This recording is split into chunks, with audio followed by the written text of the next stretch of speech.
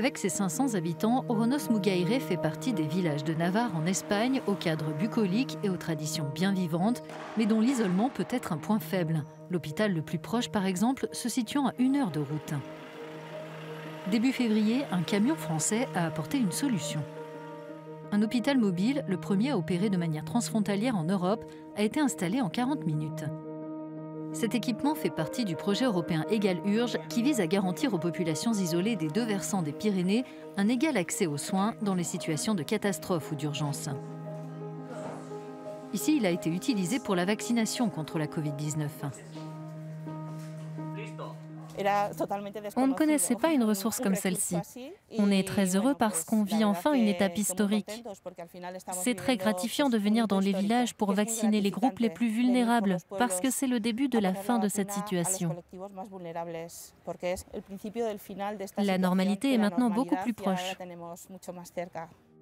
Le projet européen Égal-Urge dispose d'un budget total de 2,3 millions d'euros, dont 1,5 million provenant de la politique européenne de cohésion. La principale caractéristique de cette unité mobile est sa polyvalence.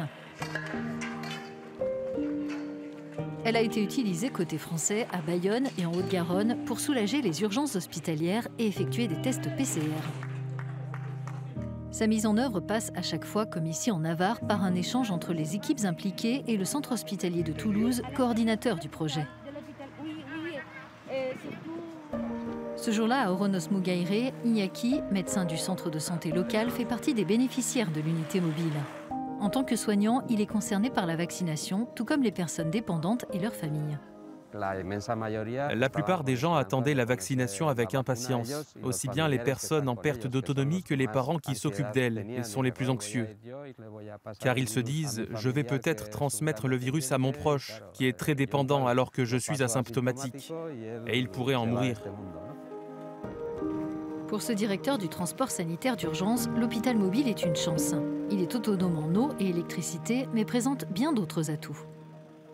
Ce camion est équipé de respirateurs, de moniteurs et même d'appareils à ultrasons que l'on n'utilise pas dans le cadre de cette vaccination. Mais on pourrait le transformer en unité d'urgence.